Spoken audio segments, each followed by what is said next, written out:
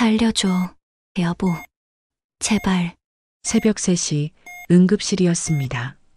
심장 판막이 터진 여자가 산소 마스크를 쓴 채 남편을 불렀습니다.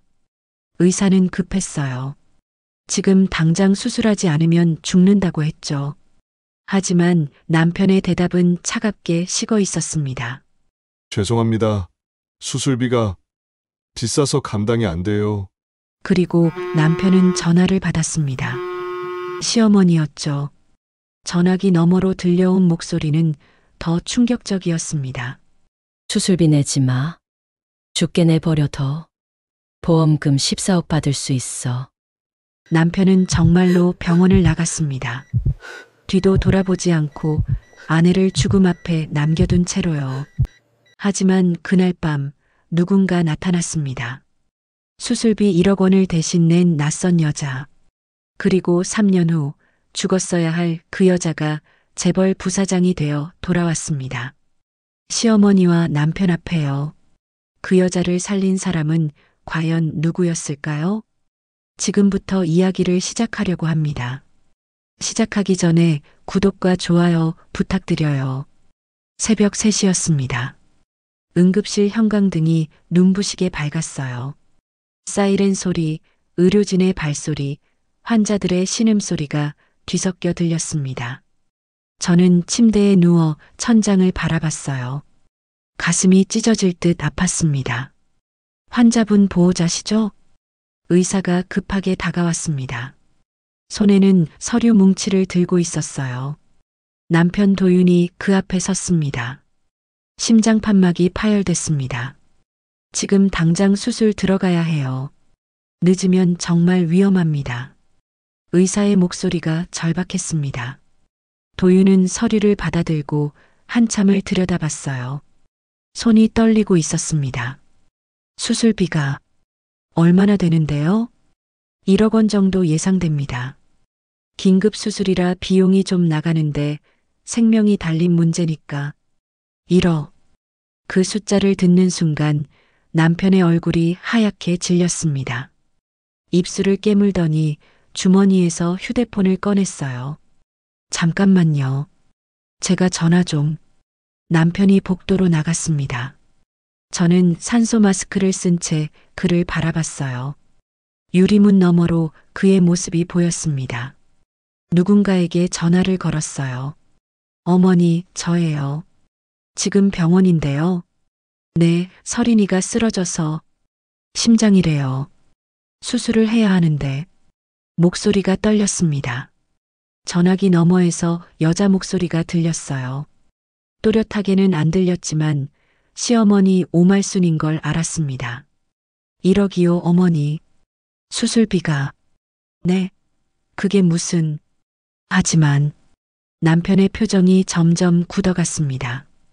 고개를 끄덕이더니 뭔가 동의하는 듯한 몸짓을 보였어요.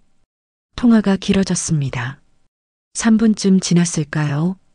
남편이 전화를 끊고 돌아왔습니다. 의사가 물었습니다. 보호자분 결정하셨습니까? 빨리 수술 동의서에. 죄송한데요, 선생님. 남편이 입을 열었습니다. 목소리가 이상했어요. 돈 준비가 좀. 시간이 필요할 것 같아요. 보험 확인도 해봐야 하고 대출도 알아봐야 하고. 지금 환자분 상태가 위중하다니까요. 1시간 안에 수술 못 들어가면 정말 위험합니다. 의사가 소리쳤습니다. 하지만 남편은 고개를 저었어요. 알겠습니다. 제가 좀 알아보고 빨리 처리해 볼게요. 거짓말이었습니다. 저는 알았어요. 남편의 표정에서, 목소리에서 모든 게 느껴졌습니다. 그는 도망칠 준비를 하고 있었어요. 여보. 제가 간신히 목소리를 냈습니다. 산소 마스크 너머로 흘러나온 소리는 너무 작았어요. 남편이 제 쪽을 봤습니다. 눈이 마주쳤죠. 여보, 나 아파. 알아. 조금만 기다려. 내가 돈 마련할게. 남편이 제 손을 잡았습니다. 하지만 그 손은 차가웠어요. 떨리고 있었죠. 진심이 담기지 않은 손이었습니다. 보호자분, 정말 지금 당장. 의사가 다시 재촉했습니다. 남편이 고개를 돌렸어요. 네, 알겠습니다. 제가 지금 은행에 전화해 볼게요. 잠깐만요. 남편이 다시 복도로 나갔습니다. 이번엔 더 멀리 갔어요. 엘리베이터 쪽으로 걸어갔습니다. 휴대폰을 귀에 대고 있었지만 통화하는 것 같지 않았어요. 그냥 걷고 있었습니다. 점점 멀어졌죠. 간호사가 제 옆에 왔습니다. 환자분, 괜찮으세요? 혈압이 계속 떨어지고 있어요. 괜찮을 리 없었습니다. 가슴이 터질 것 같았어요. 숨을 쉴 때마다 칼로 찌르는 듯한 고통이 밀려왔습니다. 하지만 더 아픈 건 따로 있었어요.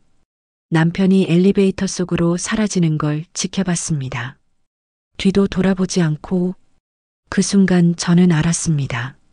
남편이 저를 버렸다는 걸. 7년, 24살에 만나 결혼했어요. 좋은 날도 있었고 힘든 날도 있었죠. 시댁 눈치 보느라 힘들었지만 남편은 항상 제 편이라고 믿었습니다. 밤마다 제 손을 잡고 말했어요. 당신만 있으면 돼. 평생 지켜줄게. 거짓말이었습니다. 전부 다. 간호사님, 보호자분 어디 가셨어요? 환자 심박수가 계속 불안정한데 다른 간호사가 뛰어왔습니다. 모니터 화면에 빨간 경고등이 깜빡거렸어요. 아까 전화하러 나가셨는데 엘리베이터 탄 것 같은데요? 뭐라고요? 지금 이 상황에? 의료진이 술렁거렸습니다. 의사가 무전기를 꺼냈어요. 보안팀 3층 응급실 보호자 찾아주세요.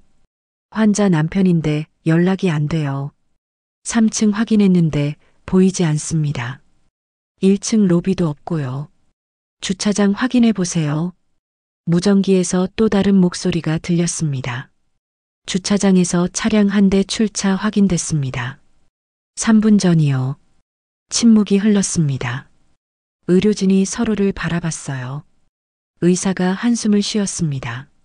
환자분, 다른 보호자나 가족분 연락처 있으세요? 친정, 엄마. 목소리가 제대로 나오지 않았습니다. 간호사가 제 가방을 뒤져 휴대폰을 꺼냈어요. 엄마에게 전화를 걸었습니다. 하지만 저는 알았습니다. 엄마가 오셔도 수술비 1억을 구할 순 없다는 걸. 의식이 흐려지기 시작했습니다. 형광등 불빛이 번지듯 퍼졌어요. 의사의 목소리가 멀리서 들렸습니다. 환자 의식 떨어지고 있어요. 산소 농도 올리고. 의료진이 긴급 회의를 시작했습니다. 보호자 없이는 수술 못 들어갑니다. 하지만 지금 안 하면 환자 사망합니다. 원장님께 긴급 보고 올려야겠어요. 재단 쪽에서 판단하시게.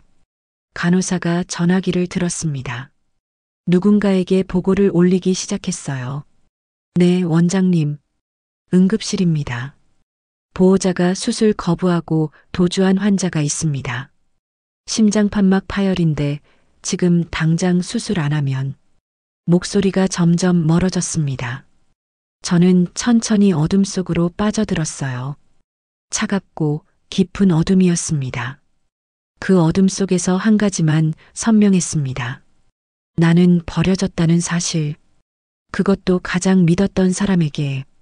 그 보고가 제 운명을 바꿀 줄은 그때 아무도 몰랐습니다. 응급실 문이 거칠게 열렸습니다. 의료진이 고개를 돌렸습니다. 검은 정장을 입은 여자가 들어섰습니다. 50대 중반쯤 돼 보이는 단정한 인상이었어요. 하지만 그 눈빛은 날카로웠습니다. 미래의료재단 이사장 강미라입니다. 긴급 보고 받고 왔어요. 간호사가 당황한 표정을 지었습니다. 이사장님, 이 시간에 직접.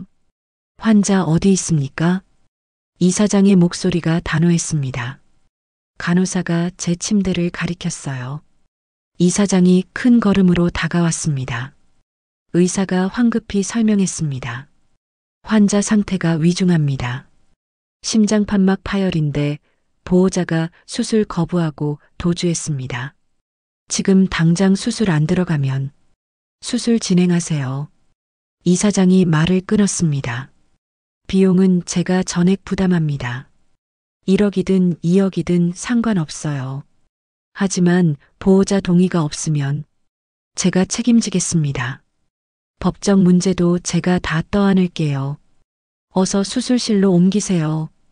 이사장의 목소리에 힘이 실렸습니다. 의사가 잠시 망설이다가 고개를 끄덕였어요. 알겠습니다. 간호사님들 수술실 준비. 의료진이 움직이기 시작했습니다. 침대가 움직였어요. 저는 의식이 희미한 상태였지만 그 목소리만은 들렸습니다. 또렷하고 단호한 여자의 목소리였죠. 이사장이 제 손을 잡았습니다. 이번엔 꼭 살려야 해. 반드시. 그 목소리를 들으며 저는 어둠 속으로 빠져들었습니다. 수술실 문이 닫혔습니다. 집도의가 들어왔어요. 간호사들이 기구를 준비했습니다. 심장 노출 시작합니다. 메스가 움직였습니다. 8시간의 싸움이 시작됐죠. 복도 의자에 이사장이 앉아 있었습니다. 새벽 5시였어요. 수술 시작한 지 2시간째였습니다. 창밖은 아직 어두웠습니다. 가로등 불빛만 희미하게 보였어요. 이사장은 가방에서 낡은 수첩을 꺼냈습니다. 10년 전부터 써온 수첩이었죠. 첫 페이지를 펼쳤습니다. 사진이 붙어 있었어요. 딸 서연의 사진이었습니다. 환하게 웃고 있는 28살의 얼굴이었죠. 서연아, 엄마가 또 한 명 살릴 거야. 이번엔 꼭. 중얼거렸습니다. 눈가가 붉어졌어요. 10년 전 그날이 떠올랐습니다. 딸이 숨을 거둔 날이었죠. 병원 침대에 누운 서연의 창백한 얼굴이 아른거렸습니다. 차가워진 손을 잡았던 기억이 생생했어요. 그리고 그 모든 것의 원인, 오말순. 그 여자의 이름만 떠올려도 온몸에 분노가 치밀었습니다. 병원 보고를 받았을 때 심장이 멈추는 줄 알았습니다. 환자 시어머니 이름, 오말순. 10년 전 딸을 죽인 그 여자였어요. 또 똑같은 짓을 하는구나. 이번엔 며느리를. 이사장은 10년간 그 여자를 감시해왔습니다. 인맥을 동원해 동향을 파악했어요. 호텔 사업으로 재기했고 아들을 결혼시켰고 며느리를 얻었다는 것까지 알았습니다. 사람은 안 바뀐다고 믿었습니다. 오말순이 또다시 누군가를 희생시킬 거라고 확신했죠. 그리고 그 예감이 맞았습니다. 차를 몰고 병원으로 달려왔습니다. 새벽 3시 응급실에 도착했어요. 보고서를 확인했습니다. 환자 한설인, 심장판막 파열, 보호자 도주. 이번엔 내가 막을 거야. 절대 그 여자 뜻대로 안 돼. 이사장은 결심했습니다. 10년 전 딸을 지키지 못한 후회가 이번엔 반드시 살려야 한다는 집념으로 바뀌었어요. 시계를 봤습니다. 새벽 6시였습니다. 수술 3시간째. 복도는 조용했어요. 가끔 간호사들이 지나갔지만 이사장은 움직이지 않았습니다. 7시, 8시, 9시. 시간이 흘렀습니다. 이사장은 한숨도 안 잤어요. 커피도 마시지 않았습니다. 그저 수술실 문만 바라봤죠. 10시가 됐습니다. 수술실 불이 꺼졌습니다. 문이 열렸어요. 집도의가 마스크를 벗으며 나왔습니다. 이사장님. 이사장이 벌떡 일어났습니다. 심장이 터질 듯 뛰었어요. 어떻게 됐습니까? 집도의가 고개를 끄덕였습니다. 성공했습니다. 환자분 살아날 겁니다. 이사장의 다리에 힘이 풀렸습니다. 의자에 주저앉았어요. 눈물이 흘렀습니다. 10년 만에 흘리는 안도의 눈물이었죠. 고맙습니다. 정말 고맙습니다. 이사장님 덕분입니다. 조금만 늦었어도 위험했을 겁니다. 집도의가 말했습니다.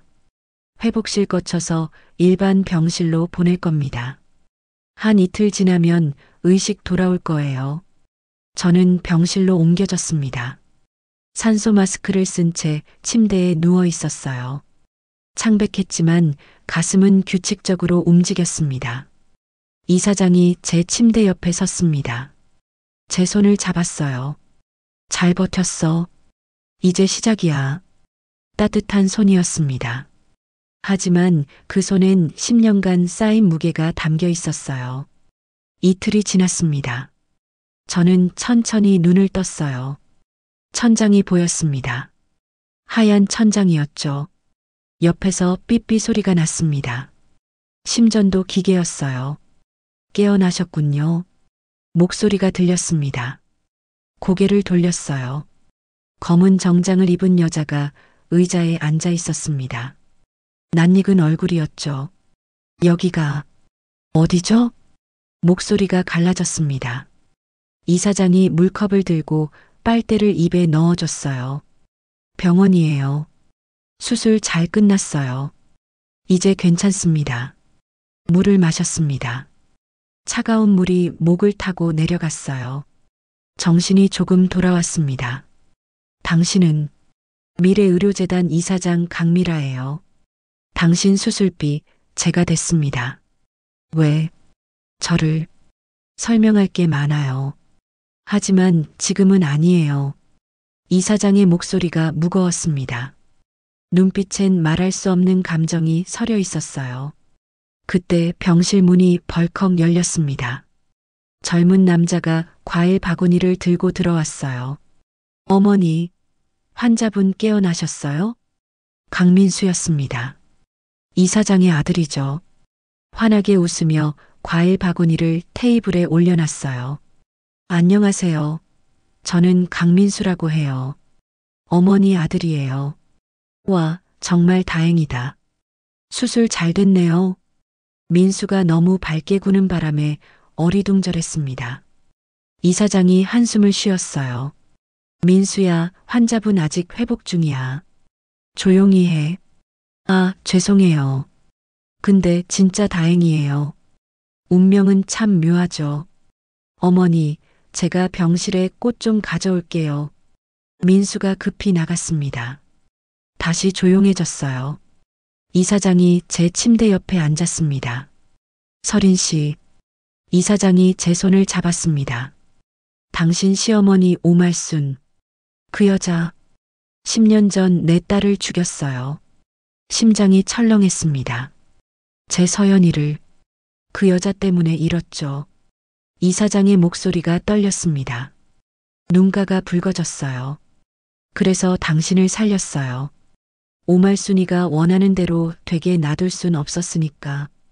당신은 살아야 해요. 반드시. 무슨 말씀이신지 천천히 알게 될 거예요. 하지만 한 가지는 확실해요. 이사장이 제 눈을 똑바로 쳐다봤습니다. 당신 시어머니는 당신이 죽기를 바랐어요. 돈 때문에. 온몸에 소름이 돋았습니다. 그리고 나는 당신이 살아서 그 여자의 죄를 밝혀내길 바라요. 이사장의 손이 차갑게 식어갔습니다. 그 차가움 속에 10년간의 복수심이 담겨 있었어요. 제 인생이 바뀌는 순간이었습니다. 퇴원 날짜가 잡혔습니다. 수술 후 3주가 지났어요. 가슴의 통증은 많이 줄었지만 마음의 상처는 여전했습니다. 이사장이 병실에 들어왔습니다. 손에는 서류 봉투를 들고 있었어요. 서린 씨, 퇴원 후 계획이 있나요? 갑작스러운 질문이었습니다. 저는 고개를 저었어요. 계획이라니요. 남편에게 돌아갈 수도 없고 친정의 짐이 될 수도 없었습니다. 우리 재단에서 일하세요. 이사장이 서류를 내밀었습니다. 근로계약서였어요. 환자 상담 코디네이터 자리예요. 월급은 250만 원. 숙소도 제공할게요. 제가 할 수 있을까요? 목소리가 떨렸습니다. 자신이 없었어요. 결혼 후 7년간 집안일만 했던 제가 뭘 할 수 있을까요? 할 수 있어요. 아니, 해야만 해요. 이사장의 눈빛이 강렬했습니다. 당신 시어머니 오말순, 그 여자를 법정에 세우려면 증거가 필요해요. 그 증거를 찾을 사람은 당신밖에 없어요. 손이 떨렸습니다. 복수? 그 단어가 머릿속을 맴돌았어요. 정말 제가 할 수 있을까요? 무섭기도 했습니다. 천천히 생각해봐요. 하지만 기억하세요. 당신을 버린 건 그들이에요. 당신 잘못이 아니에요. 이사장이 제 어깨를 토닥였습니다. 문을 닫고 나갔죠. 저는 계약서를 들여다봤습니다. 미래의료재단 환자상담 코디네이터. 새로운 시작이었습니다. 두려웠지만 동시에 기대됐어요. 일주일 후 저는 재단 사무실에 첫 출근을 했습니다. 강민수가 안내를 맡았어요. 누나, 여기가 환자 상담실이에요. 누나 자리는 저기 창가예요. 밝게 웃으며 책상을 가리켰습니다. 책상 위에는 컴퓨터와 전화기, 그리고 환자 파일들이 쌓여 있었어요. 처음엔 좀 힘들 거예요. 근데 괜찮아요. 다들 처음엔 그래요. 민수가 커피를 건네주었습니다. 따뜻했어요. 첫날은 정신없이 지나갔습니다. 환자들의 서류를 정리하고 상담 일정을 잡고 전화를 받았어요. 단순한 일이었지만 정신이 하나도 없었습니다. 퇴근 후 이사장이 제공한 오피스텔로 돌아왔습니다. 작은 원룸이었지만 제 공간이었어요. 침대에 누웠습니다. 온몸이 쑤셨죠. 하지만 이상하게 마음은 편했습니다. 시댁 눈치 볼 필요도 없고 남편 뒷바라지 할 필요도 없었어요. 제가 번 돈으로 제 밥을 먹었습니다. 한 달이 지났습니다. 일에 조금 익숙해졌어요. 환자들을 만나기 시작했습니다. 어느 날 한 환자가 울면서 상담실로 왔습니다. 50대 여성이었어요. 수술비가 없어요. 가족들이 다 등을 돌렸어요. 나보고 죽으래요. 제 가슴이 먹먹해졌습니다. 저와 똑같았어요. 돈이 없어서 가족에게 버려져서 죽을 뻔한 사람이었죠. 포기하지 마세요. 우리 재단에서 도와드릴게요. 제 목소리에 힘이 실렸습니다. 그 여성의 손을 꽉 잡았어요. 선생님도 그런 적 있으세요? 네. 저도요. 짧게 대답했습니다. 그 여성이 눈물을 닦았어요. 그날 밤 저는 업무 일지를 썼습니다. 환자의 상황, 필요한 지원, 개선 방안. 꼼꼼하게 기록했어요. 이사장에게 제출했습니다. 잘했어요. 계속 이렇게 해주세요. 이사장이 만족스러운 표정을 지었습니다. 6개월이 지났습니다. 인사 발령이 났어요. 전략기획실로 옮겨졌습니다. 강민수가 축하한다며 케이크를 사왔어요. 누나, 진짜 대단해요. 6개월 만에 전략기획실이라니. 열심히 했을 뿐이에요. 전략기획실은 달랐습니다. 숫자와 씨름하는 곳이었어요. 의료수가 분석, 보험체계 연구, 예산 편성. 머리가 터질 것 같았습니다. 밤마다 공부했습니다. 의료 관련 책을 읽고 보험 법규를 외우고 회계를 배웠어요. 도서관에서 살다시피 했죠. 1년 반이 지났습니다. 또 발령이 났어요. 전략실 부장으로 파격 승진이었습니다. 회의실에서 이사장이 발표했습니다. 한설인 대리를 전략실 부장으로 승진 발령합니다. 박수 소리가 터져 나왔습니다. 직원들이 축하해줬어요. 강민수는 휘파람을 불었죠. 인생은 드라마보다 드라마틱하다니까요. 민수가 큰 소리로 외쳤습니다. 사람들이 웃었어요. 부장이 되고 나서 일이 더 많아졌습니다. 임원회의에 참석하고 사업 계획을 세우고 직원들을 관리했어요. 숨 돌릴 틈이 없었습니다. 그러던 어느 날 변호사가 재단에 합류했습니다. 법무팀장으로 스카우트 됐어요. 안녕하세요, 한 부장님. 배경호 변호사입니다. 차분한 인상의 40대 남자였습니다. 악수를 청했어요. 잘 부탁드립니다. 저야말로요. 이사장님께 많이 들었습니다. 대단하시더군요. 배 변호사가 미소 지었습니다. 하지만 그 눈빛엔 날카로움이 있었어요. 또 1년이 지났습니다. 이사장 수행비서로 발령났어요. 이사장 바로 옆에서 일했습니다. 서린 씨, 이제 마지막 단계예요. 이사장이 말했습니다. 다음엔 부사장이에요. 준비됐죠? 네, 이사장님. 저는 고개를 끄덕였습니다. 두렵지 않았어요. 오히려 기대됐죠. 6개월 후 부사장 승진 발표가 났습니다. 33살 미래의료재단 부사장 한서린. 축하 파티가 열렸습니다. 강민수가 샴페인을 터뜨렸어요. 누나, 정말 축하해요. 3년 만에 부사장이라니.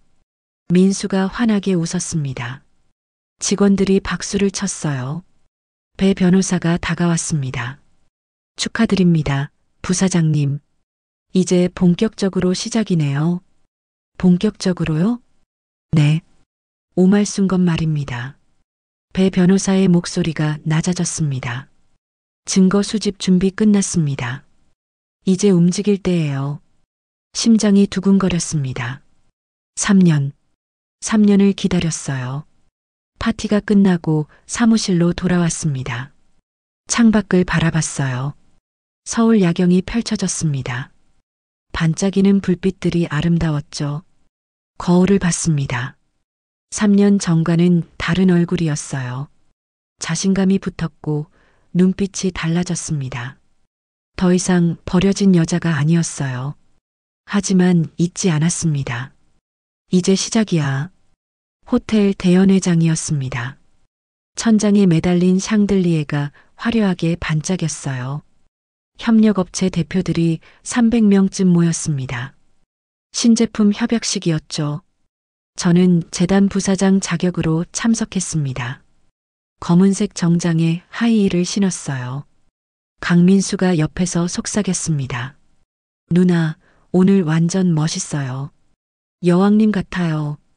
민수 씨, 업무 중이에요. 집중하세요. 네네, 알겠습니다. 민수가 웃으며 고개를 끄덕였습니다. 배 변호사도 함께였어요. 그는 조용히 행사장을 살피고 있었습니다. 다음 순서는 메디팜 부사장님의 발표입니다. 남도윤 부사장님, 무대로 나와주시기 바랍니다. 사회자의 목소리가 울려 퍼졌습니다. 그 이름을 듣는 순간 심장이 멈추는 듯 했어요. 남도윤, 남편이었습니다. 무대 옆에서 한 남자가 걸어 나왔습니다. 정장을 입은 30대 중반 남자였어요. 얼굴이 익숙했습니다. 3년 전 그 얼굴이었죠. 남편이 무대에 올랐습니다. 샴페인 잔을 들고 객석을 둘러봤습니다. 그리고 저를 봤죠. 그의 얼굴이 굳어졌습니다. 샴페인 잔이 바닥에 떨어졌습니다. 유리 파편이 사방으로 흩어졌어요. 샴페인이 무대 바닥에 쏟아졌습니다. 홀 안이 조용해졌습니다. 300명이 일제히 무대를 쳐다봤어요. 남편은 얼어붙은 채 서 있었습니다. 아이고, 강민수가 큰 소리로 외쳤습니다. 비즈니스는 러브앤피스죠. 깨진 잔은 대박의 징조래요. 메디팜 부사장님, 대박 나시겠네요. 사람들이 웃기 시작했습니다. 긴장이 풀렸어요.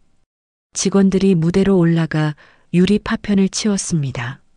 저는 자리에서 일어나 무대로 걸어갔어요. 하이힐 소리가 또각또각 울렸습니다. 모든 시선이 저에게 쏠렸죠. 무대에 올랐습니다. 남편과 마주 섰어요. 3년 만이었습니다. 오랜만입니다. 남 부사장님. 손을 내밀었어요. 남편의 손이 떨렸습니다. 천천히 제 손을 잡았어요. 차갑고 축축한 손이었습니다. 서린이? 미래의료재단 부사장 한서린입니다. 앞으로 잘 부탁드립니다. 제 목소리에는 감정이 없었습니다. 남편의 얼굴이 새하얗게 질렸어요.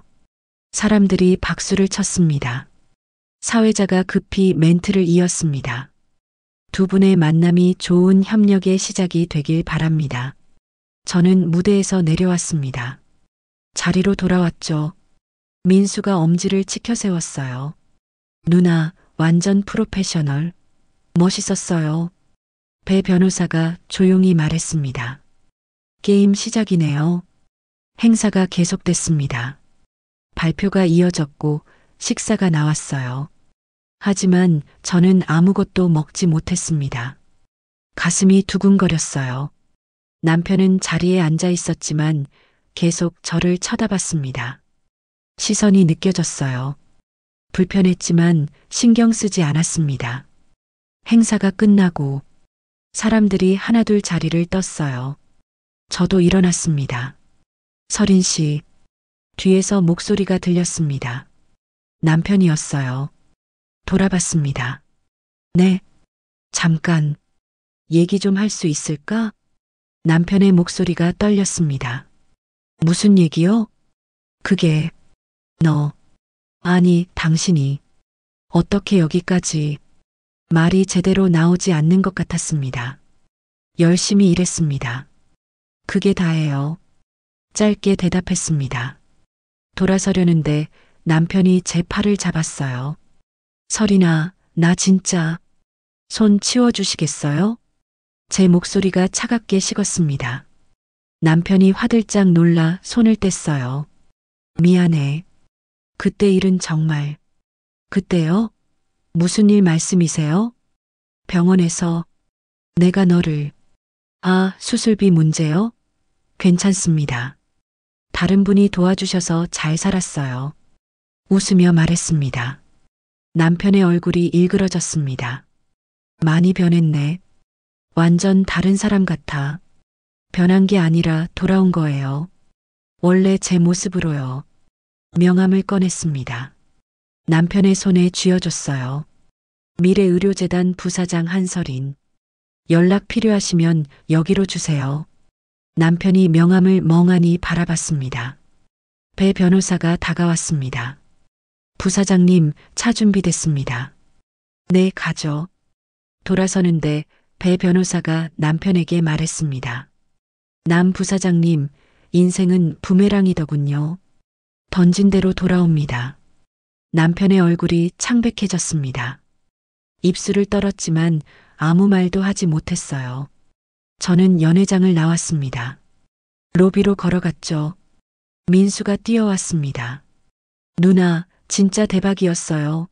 남편분 표정 봤어요? 완전 멘붕. 민수 씨, 조용히 해요. 죄송. 근데 진짜 속 시원했어요. 복수는 이렇게 하는 거죠. 민수가 신나서 말했습니다. 배 변호사가 한숨을 쉬었어요. 민수 씨, 이건 복수가 아닙니다. 정의 구현이죠. 그게 그거 아니에요? 아니에요. 복수는 감정이고 정의는 법이에요. 배 변호사의 말이었습니다. 차에 타서 창밖을 봤습니다. 호텔 입구에 남편이 서 있었어요. 저를 바라보고 있었습니다. 차가 출발하자 남편의 모습이 점점 작아졌어요. 사라졌습니다. 부사장님, 괜찮으세요? 배 변호사가 물었습니다. 네, 괜찮습니다. 대답했지만 손이 떨리고 있었어요. 가슴이 두근거렸습니다. 3년 만에 본 남편이었습니다. 예전엔 저를 버린 남자였지만 이제는 그저 협력업체 직원일 뿐이었어요.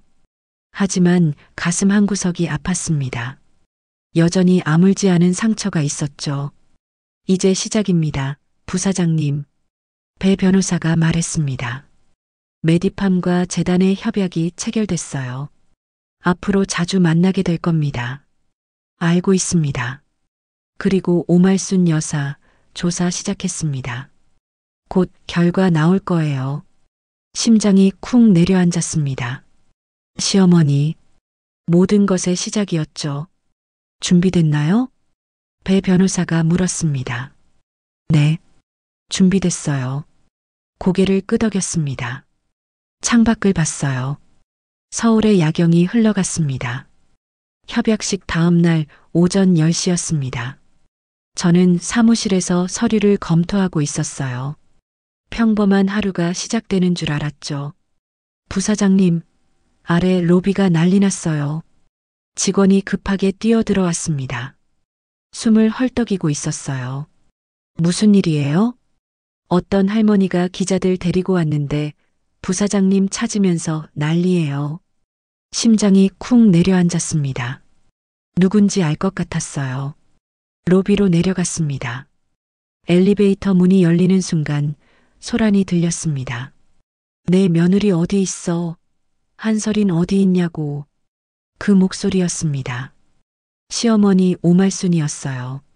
로비는 아수라장이었습니다. 60대 여자가 한복을 입고 서 있었어요. 주변엔 기자들이 대여섯 명 카메라를 들고 있었죠. 배은망덕한 것. 우리가 수술비 다 내줬는데 재벌 사위 만나서 우릴 버렸어. 시어머니가 소리쳤습니다. 손에는 서류 뭉치를 들고 있었어요. 직원들이 모여들었습니다. 수군거리기 시작했죠. 저분이 부사장님 시어머니래요. 뭐, 진짜요? 수술비를 냈다는데. 저는 천천히 걸어갔습니다. 시어머니와 마주 섰어요. 3년 만이었습니다.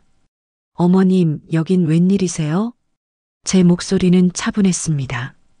시어머니가 눈을 부릅떴어요. 이것 봐. 얼굴도 안 붉히고 우리 돈으로 살려놓으니까 이렇게 배은망덕하게 나오는구나. 서류를 제 앞에 들이밀었습니다. 은행 송금 증명서였어요. 여기 봐. 1억 원. 우리가 내 수술비 다 됐어. 근데 넌 뭐 했어? 우리 도윤이 차버리고 재벌한테 붙었지. 기자들이 카메라로 서류를 찍기 시작했습니다. 플래시가 터졌어요. 저는 서류를 받아봤습니다. 송금 증명서였죠. 날짜는 3년 전 그날이었습니다. 수술 당일이었어요. 금액은 1억 원. 이게 뭔가요? 송금 증명서야. 우리가 내 수술비 낸 증거지. 그런데 넌 우릴 버렸어. 시어머니의 목소리가 로비 전체에 울려 퍼졌습니다. 직원들이 더 많이 모였어요. 부사장님 저 건. 민수가 제 옆으로 왔습니다. 서류를 봤어요. 얼굴이 굳어졌죠. 어머니가 수술비를 내셨다고요? 기자 한 명이 질문했습니다. 시어머니가 고개를 끄덕였어요. 당연하지. 며느리인데 우리가 안 내면 누가 내. 1억이나 됐지만 우린 아끼지 않았어. 근데 이 배은망덕한 것이 거짓말입니다. 제가 말을 끊었습니다. 로비가 조용해졌어요. 뭐, 거짓말? 시어머니의 얼굴이 붉어졌습니다. 이 서류는 조작입니다. 어머님은 제 수술비 한 푼도 안 내셨어요. 이것 봐. 증거가 여기 있잖아. 송금 증명서야. 증명서는 만들 수 있죠. 진실은 아니지만요. 제 목소리가 차갑게 식었습니다. 강민수가 앞으로 나섰습니다. 여러분, 진실은 CCTV가 말해줍니다. 보안실로 가시죠. 3년 전 그날 병원 영상 다 있습니다. 뭐, CCTV? 시어머니의 얼굴이 굳어졌습니다. 네. 병원 응급실 CCTV요. 어머님, 아들분이 수술 거부하고 도망가는 장면도 다 나와요. 민수가 웃으며 말했습니다. 하지만 그 웃음엔 날카로움이 있었어요. 기자들이 수군거렸습니다. 시어머니가 뒤로 물러섰어요. 그건 CCTV가 뭘 안다고. 다 압니다. 보호자가 수술 거부한 것, 환자 버리고 도망간 것, 전부 다요. 배 변호사가 나타났습니다. 손에는 노트북을 들고 있었어요. 그리고 이 송금 증명서 위조입니다. 메타데이터 확인했습니다. 실제 송금 날짜가 아니에요. 메타데이터가 뭔데? 시어머니가 소리쳤습니다. 디지털 서류의 생성 날짜입니다. 이 서류는 3개월 전에 만들어졌어요. 3년 전이 아니라요. 배 변호사의 말이 조용하지만 강력했습니다. 기자들이 카메라를 시어머니에게 돌렸습니다. 플래시가 터졌어요. 문서 위조 아닙니까? 정말 며느리 수술비 안 내신 겁니까? 질문이 쏟아졌습니다. 시어머니가 당황했어요. 아, 아니야. 우리가 냈어. 진짜로. 그럼 은행 거래 내역 보여주세요. 실제 송금 기록이요. 배 변호사가 말했습니다. 그건 지금 당장은 없으시죠? 당연합니다. 실제로 보내지 않으셨으니까요. 침묵이 흘렀습니다. 시어머니의 얼굴이 새하얗게 질렸어요. 여러분, 진실을 말씀드리죠. 제가 입을 열었습니다. 직원들과 기자들이 저를 봤어요. 3년 전 저는 심장판막 파열로 응급실에 실려갔습니다. 수술비는 1억 원이었죠. 남편은 시어머니와 통화 후 수술을 거부했습니다. 저를 버리고 도망갔어요. 기자들이 급히 메모하기 시작했습니다. 저는 죽어가고 있었습니다. 하지만 미래의료재단 이사장님이 나타나셨어요. 수술비를 전액 대주셨죠. 그래서 제가 살았습니다. 거짓말이야. 우리가 냈어. 시어머니가 소리쳤습니다. 하지만 목소리가 떨렸어요. 증거 있습니다.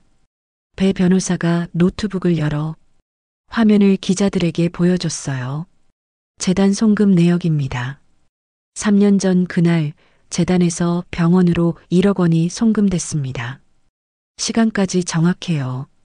서류가 화면에 떴습니다. 기자들이 사진을 찍었어요. 그리고 병원 수술 동의서입니다. 보호자 란이 비어 있죠. 대신 재단 이사장님 서명이 있습니다. 또 다른 서류가 나왔습니다. 시어머니가 뒤로 물러섰습니다. 손이 떨렸어요. SNS에 올리시던가요? 방송국에 제보하시던가요? 우린 진실만 말할 겁니다. 제가 말했습니다. 목소리에 힘이 실렸어요.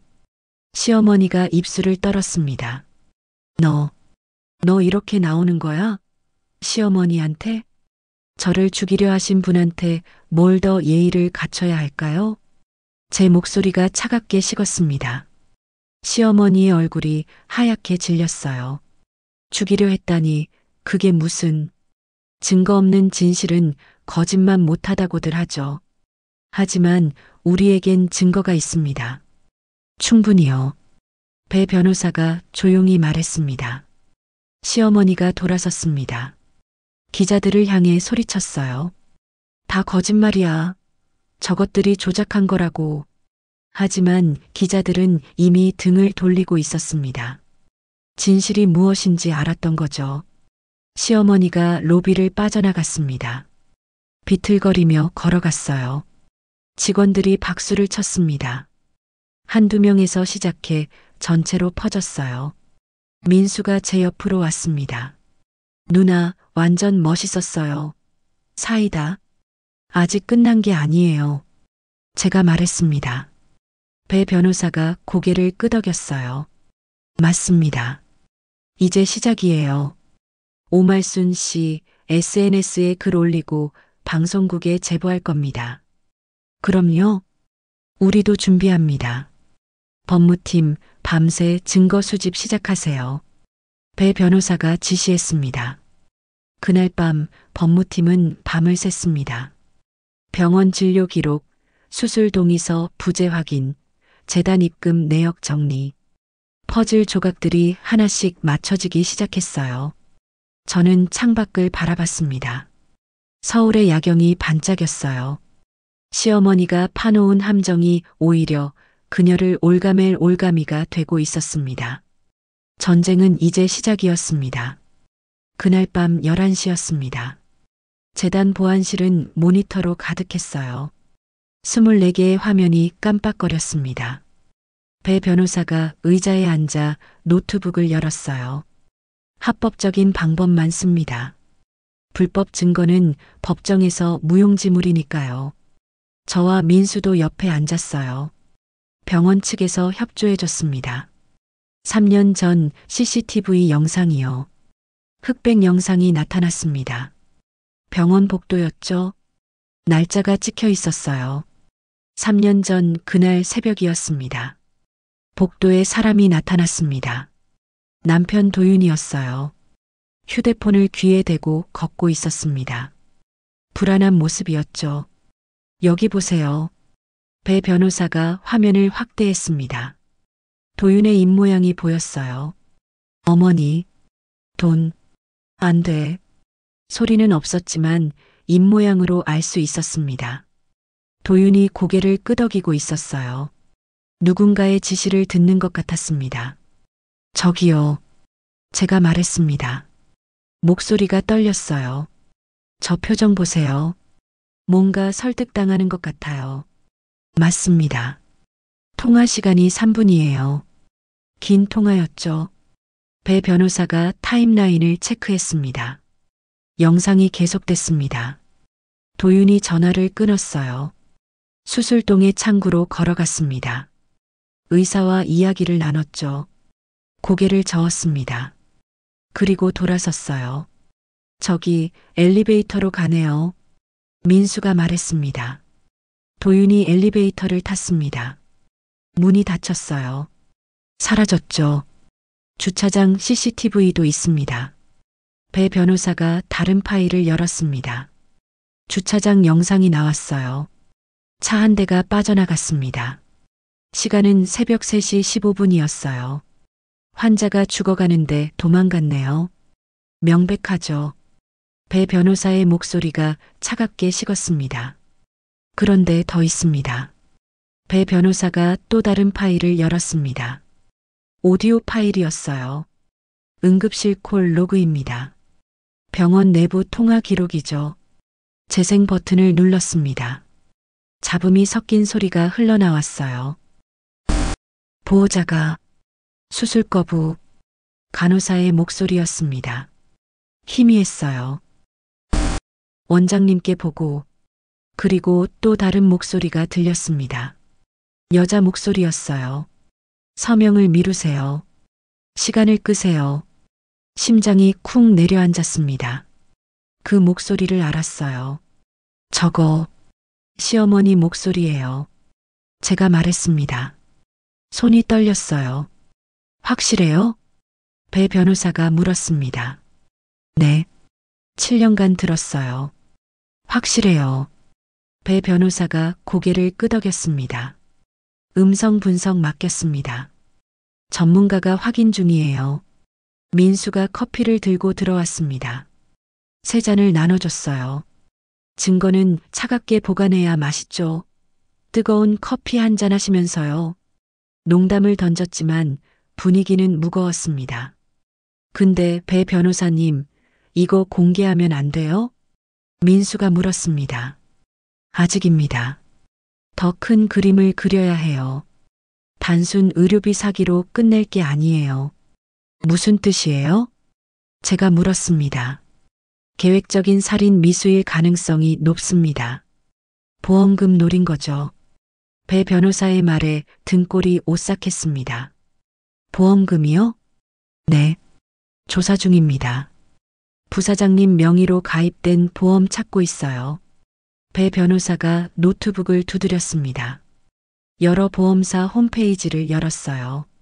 시간 좀 걸릴 겁니다. 하지만 반드시 찾을 거예요. 새벽 2시가 됐습니다. 저는 커피를 마시며 화면을 봤어요. 민수는 졸고 있었죠. 찾았습니다. 배 변호사가 소리쳤습니다. 민수가 화들짝 놀라 깼어요. 뭘 찾았어요? 생명보험이요. 화면에 보험 증권이 떴습니다. 제 이름이 보였어요. 가입자 한설인. 보험금 4억 원. 4억이요? 제 목소리가 떨렸습니다. 네. 그것도 가입 날짜 보세요. 배 변호사가 날짜를 가리켰습니다. 3년 전 제가 쓰러지기 일주일 전이었어요. 일주일 전에 가입했네요. 그리고 일주일 후 쓰러졌고요. 우연이 아니네요. 제가 말했습니다. 가슴이 답답했어요. 그리고 여기 보세요. 수익자가 누구죠? 배 변호사가 수익자 란을 확대했습니다. 오말순, 시어머니 이름이 적혀 있었습니다. 제 명의로 가입했는데 돈은 시어머니가 받는 거네요. 정확합니다. 당신이 죽으면 4억이 시어머니한테 가는 겁니다. 배 변호사의 말이 무겁게 가라앉았습니다. 그럼 저를 일부러 죽이려 한 겁니다. 계획적으로요. 침묵이 흘렀습니다. 민수가 휘파람을 불었어요. 와, 진짜 드라마네요. 막장 중에 막장이에요. 민수 씨, 지금 농담할 때예요? 제가 소리쳤습니다. 민수가 움찔했어요. 죄송해요, 누나. 근데 진짜 화나지 않아요? 저는 화나는데요. 화나죠. 당연히 화나죠. 목소리가 떨렸습니다. 눈물이 날 것 같았어요. 하지만 참았습니다. 이제 퍼즐이 맞춰졌습니다. 배 변호사가 파일들을 정리했습니다.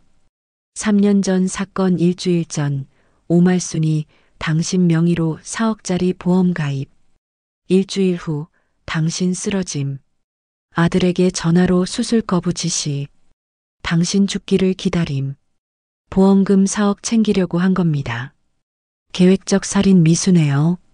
제가 말했습니다. 정확합니다. 이제 검찰에 넘길 수 있어요. 하지만 한 가지 더 확인할 게 있습니다. 뭔데요? 보험금 10억짜리도 있을 겁니다. 더 찾아봐야 해요. 10억이요? 네. 4억으로 끝날 사람이 아니에요. 오말수는 욕심이 많은 사람이니까요. 조사가 계속됐어요. 새벽 4시가 됐습니다. 저는 창밖을 봤어요. 하늘이 조금씩 밝아지고 있었습니다. 증거가 쌓이고 있었습니다. 퍼즐의 마지막 조각이 맞춰지고 있었어요. 이제 법정에 설 준비가 됐습니다. 며칠이 지났습니다. 배 변호사는 밤낮 없이 서류를 검토했고 민수는 이곳저곳을 뛰어다녔습니다. 저는 일상적인 업무를 계속했죠. 겉으로는 평범한 부사장이었지만 속으로는 전쟁을 준비하고 있었어요. 월요일 아침이었습니다. 출근하자마자 민수가 달려왔어요. 얼굴에 흥분이 가득했습니다. 누나, 대박 났어요. 손에 태블릿을 들고 있었어요. 화면을 보여줬습니다. 이메일이 떠 있었죠. 메디팜 내부 메일이었습니다. 발신자는 익명이었어요. 제목은 납품단가 조작 증거였습니다. 첨부 파일이 15개나 달려 있었어요. 메일을 열어봤습니다. 납품 내역, 단가 비교표, 송금 기록. 모든 게 정리돼 있었습니다. 3년간의 거래 내역이 한눈에 보였어요. 실제 단가와 청구 단가가 달랐습니다. 차액은 수억 원에 달했죠. 그 돈이 어디로 갔는지도 나와 있었습니다. 감사팀 소집하세요. 제가 말했습니다. 민수가 고개를 끄덕이고 뛰어나갔어요. 1시간 후 감사팀이 모였습니다. 회의실에 10명이 앉았어요. 재무팀장, 구매팀장, 법무팀 직원들이었습니다. 배 변호사도 함께였죠. 화면에 메일 내용을 띄웠습니다.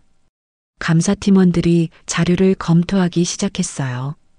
키보드 두드리는 소리만 들렸습니다. 30분이 지났습니다. 재무팀장이 입을 열었어요. 명백한 조작입니다. 실제 원가의 20%를 부풀렸네요. 3년간 누적 금액이 5억 원이 넘어요. 구매팀장이 고개를 끄덕였습니다. 리베이트도 확실합니다. 차액이 개인 계좌로 빠져나갔어요. 계좌 주인은 오말순입니다. 심장이 쿵 내려앉았습니다. 역시 시어머니였어요. 즉시 조사 착수합니다. 메디팜 측에 협조 요청하세요. 제가 지시했습니다. 직원들이 움직이기 시작했어요. 이틀 후였습니다. 재단 회의실에 메디팜 관계자들이 불려왔어요. 강지훈 전무가 감사팀을 이끌고 들어왔습니다. 중년의 날카로운 인상이었죠. 도윤도 함께였습니다. 창백한 얼굴로 구석에 앉았어요. 저와 눈을 마주치지 않았습니다. 강지훈 전무가 자료를 펼쳤습니다. 조작된 납품 내역이 화면에 떴어요. 남 부사장님, 이 거래 내역 확인하셨습니까? 전무가 물었습니다. 도윤은 대답하지 않았어요. 침묵이 흘렀죠. 확인했습니까? 다시 물었습니다. 도윤이 겨우 고개를 끄덕였어요. 그럼 조작인 줄 알고 계셨습니까? 또 침묵이었습니다. 도윤의 손이 떨렸어요. 민수가 커피 잔을 들다가 쏟았습니다. 테이블에 커피가 흘렀어요. 아이고, 죄송해요. 제가 실수를. 급히 휴지로 닦기 시작했습니다.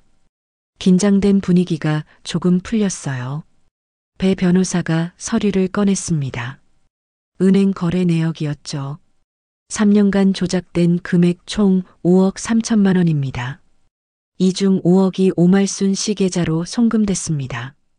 도윤의 얼굴이 더 하얗게 질렸습니다. 누가 지시했습니까? 강지훈 전무가 물었습니다. 도윤은 여전히 침묵했어요. 대답하세요. 누구 지시입니까? 전무의 목소리가 높아졌습니다. 도윤이 입술을 떨었어요. 어머니 지시였습니다. 작은 목소리였습니다. 하지만 회의실 전체에 들렸어요. 거부할 수 없었습니다. 어머니가 시키는 대로 할 수밖에.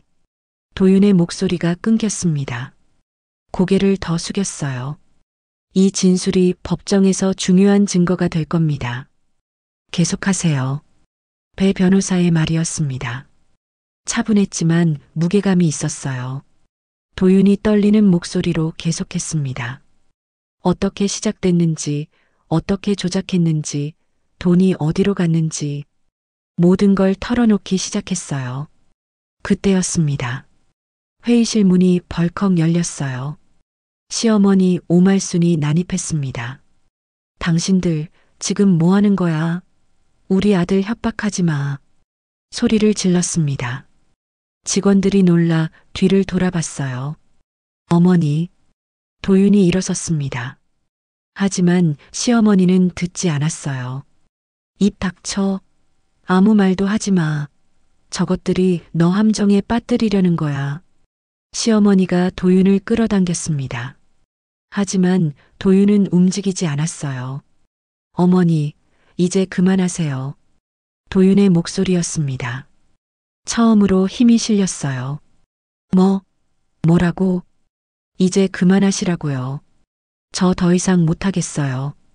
도윤이 시어머니의 손을 뿌리쳤습니다. 시어머니가 비틀거렸어요. 내가 미쳤구나. 내가 지금. 제가 미친 게 아니에요. 어머니가 미친 거예요. 도윤이 소리쳤습니다.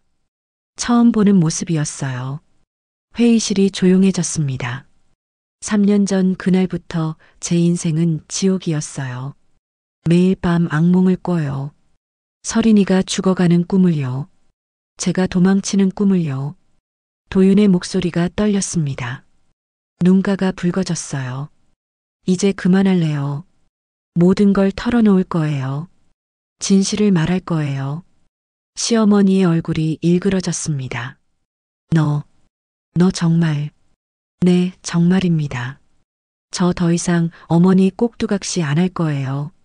도윤이 다시 앉았습니다. 배 변호사를 봤어요. 계속 말씀드릴게요. 처음부터 끝까지 전부요. 배 변호사가 고개를 끄덕였습니다. 타이핑을 재개했어요. 시어머니가 회의실을 빠져나갔습니다. 문을 쾅 닫았어요. 하지만 게임은 이미 끝나고 있었습니다. 도윤은 30분 동안 진술했습니다. 납품 조작, 리베이트, 시어머니의 지시, 자금 흐름. 모든 걸 말했어요. 민수가 박수를 쳤습니다. 드라마는 이제부터 시작이네요. 분위기가 조금 밝아졌습니다. 하지만 저는 웃을 수 없었어요. 도윤을 봤습니다. 3년 만에 처음으로 인간다운 표정을 짓고 있었죠. 미워해야 할 사람이었습니다. 저를 버린 남자였으니까요. 하지만 지금 그는 어머니에게 희생된 아들처럼 보였어요. 복잡한 감정이 밀려왔습니다. 회의가 끝났습니다. 증거는 충분했어요. 이제 법정으로 갈 시간이었습니다. 그날 오후였습니다. 배 변호사가 전문가를 데려왔어요. 40대 초반의 안경 낀 남자였습니다. 손에는 노트북과 외장하드를 들고 있었죠. 디지털 포렌식 전문가 정민철입니다. 15년 경력이에요. 짧게 자기소개를 했습니다. 회의실 테이블에 노트북을 펼쳤어요. 배 변호사가 USB를 건넸습니다. 시어머니가 제출한 송금 증명서 파일이었죠. 전문가가 파일을 열었습니다. 은행 로고, 직인, 날짜, 금액. 모든 게 제대로 된 것처럼 보였죠. 키보드를 두드리기 시작했어요. 프로그램 여러 개가 실행됐습니다. 숫자와 코드가 화면을 가득 채웠죠. 전문가의 손가락이 빠르게 움직였습니다. 5분이 지났습니다. 전문가가 화면을 확대했어요. 생성 날짜, 수정 날짜, 작성자 정보가 나타났죠. 여기 보세요. 전문가가 생성 날짜를 가리켰습니다. 3년 전이 아니었어요. 석 달 전이었습니다. 이 서류는 석 달 전에 만들어졌어요. 3년 전 수술 당일이 아니라요. 심장이 쿵 내려앉았습니다. 역시 조작이었어요. 전문가가 계속 설명했습니다. 수정 이력도 확인했어요. 12번이나 수정됐더군요. 날짜를 바꾸고 금액을 조정하고 직인을 넣는 과정이 다 기록돼 있었습니다. 디지털 서명도 가짜예요. 진짜 은행 직인을 스캔해서 이미지로 합성했네요. 전문가가 화면을 더 확대했습니다. 직인 부분이 픽셀 단위로 보였어요. 경계가 어색했습니다. 이 정도 조작은 명백한 문서 위조입니다. 법정에서 충분히 유죄 입증 가능해요. 전문가의 말이었습니다. 민수가 휘파람을 불었어요. 기술의 발전이 정의 구현에도 도움이 되네요. 배 변호사가 고개를 끄덕였습니다. 파일을 저장하기 시작했어요. 하지만 이것만으론 부족합니다. 더 확실한 증거가 필요해요. 배 변호사가 말했습니다. 다른 서류를 꺼냈어요. 은행 조회 의뢰서였습니다. 오말순 씨 계좌 거래 내역 받아왔습니다. 3년치요. 엑셀 파일을 열었습니다. 수백 개의 거래 내역이 나타났어요. 날짜별로 정리돼 있었습니다. 수술 당일 거래 내역 찾아볼게요. 3년 전 그날이 화면에 떴어요. 출금 내역이 없었습니다. 1억은커녕 10만 원도 나가지 않았어요. 오히려 입금이 있었습니다. 200만 원이었죠. 돈이 안 나갔네요. 송금한 게 없어요. 제가 말했습니다. 그런데 더 재밌는 게 있습니다. 화면을 스크롤했습니다. 그날 오후 2시 거래 내역이 나타났어요. 출금 800만 원. 거래처는 명품 매장이었습니다. 명품 가방 샀네요. 며느리가 죽어가는 날 오후예요. 배 변호사의 목소리가 차갑게 식었습니다. 민수가 헛웃음을 쳤어요. 와, 진짜 대단하네요. 이게 사람이에요? 저는 아무 말도 할 수 없었습니다. 가슴이 답답했어요. 수술대 위에서 죽어가던 저를 두고 시어머니는 명품 가방을 샀던 거예요. 영수증도 확보했습니다. 배 변호사가 또 다른 서류를 꺼냈습니다. 백화점 영수증이었어요. 날짜, 시간, 품목, 금액이 선명했습니다. 에르메스 가방 800만 원. 전문가가 노트북을 닫았습니다. 이 정도면 법정 증거로 충분합니다. 문서 위조죄는 확실해요. 일어서서 가방을 챙겼습니다. 필요하면 증인석에 서겠습니다. 전문가 의견서도 작성해 드릴게요. 고맙습니다. 정 박사님. 큰 도움 됐습니다. 전문가가 나갔습니다. 회의실에 저희 셋만 남았어요. 배 변호사가 파일들을 정리하기 시작했습니다. 메타데이터 분석 보고서, 은행 거래 내역, 명품 구매 영수증, 모든 증거를 폴더에 넣었죠. 이제 법원에 갈 시간입니다. 배 변호사가 말했습니다. 하지만 표정이 무거웠어요. 그 전에 한 가지 더 확인할 게 있습니다. 뭔데요? 제가 물었습니다. 생명보험 가입 경위요. 보험사 직원을 만나야 해요. 배 변호사가 수첩을 펼쳤습니다. 메모가 빼곡했어요. 부사장님 명의로 가입된 보험이 2건이에요. 4억짜리 하나, 10억짜리 하나. 수익자는 전부 오말순이고요. 10억이요? 놀라서 되물었습니다. 네. 4억으론 부족했나 봅니다. 욕심이 많은 사람이니까요. 4억 더하기 10억이면 14억이네요. 완전 대박이잖아요. 그 돈을 위해 며느리를 죽이려 한 겁니다. 배 변호사의 말이 무겁게 가라앉았습니다. 보험 가입할 때 서명이 필요했을 텐데 부사장님 기억나세요? 고개를 저었습니다. 기억이 없었어요. 아마 위조했을 겁니다. 서명까지요. 보험사 직원 만나서 확인해 봐야 해요. 가입 과정이 어땠는지, 누가 서류 제출했는지, 증인 확보가 필요합니다. 다음 날 오전이었습니다. 보험사를 찾아갔어요. 강남 한복판의 고층 빌딩이었습니다. 23층 사무실로 올라갔죠. 담당 직원이 나왔습니다. 30대 초반의 여자였어요. 명함을 건넸습니다. 이지은 과장이었죠. 회의실로 안내받았습니다. 이 과장이 서류를 꺼냈어요. 보험 가입 신청서였습니다. 10억짜리 보험은 3년 전 가입하셨어요. 가입자는 한설인 씨, 수익자는 오말순 씨로 돼 있습니다. 서류를 넘겨줬습니다. 제 서명이 있었어요. 하지만 낯설었습니다. 제 필체가 아니었죠. 이거 제 서명이 아닌데요. 네, 그럼. 이 과장이 당황했습니다. 서류를 다시 봤어요. 배 변호사가 서명 부분을 자세히 들여다봤어요. 필압이 일정하지 않네요. 떨림도 있고요. 누가 천천히 따라 쓴 것 같습니다. 위조였다는 거죠? 제가 물었습니다. 배 변호사가 고개를 끄덕였어요. 가능성이 높습니다. 필적 감정 맡겨야겠어요. 이 과장에게 물었습니다. 가입 당시 누가 서류 제출했나요? 오말순 씨가 직접 오셨어요. 며느리 대신 제출한다고 하셨죠. 본인 확인은요? 신분증 사본 받았습니다. 그런데 이 과장이 말을 멈췄습니다. 뭔가 생각나는 듯 했어요. 그때 좀 이상하긴 했어요. 보통은 본인이 오는데 시어머니가 대신 오셨거든요. 그래서 전화 확인하려고 했더니 안 받으신다고. 그래서요? 나중에 전화 오겠다고 하셨어요. 근데 전화가 안 와서 그냥 진행했습니다. 이 과장이 미안한 표정을 지었습니다. 제가 더 확인했어야 했는데.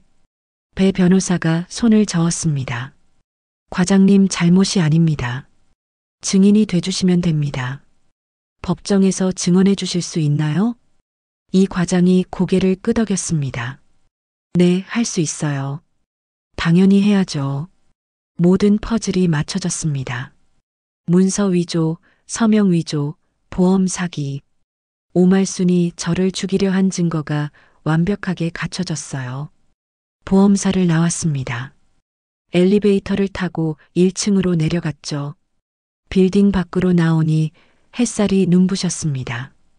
이제 정말 법원에 갈 시간입니다. 배 변호사가 말했습니다. 가방을 두드렸어요. 증거가 가득 들어 있었죠.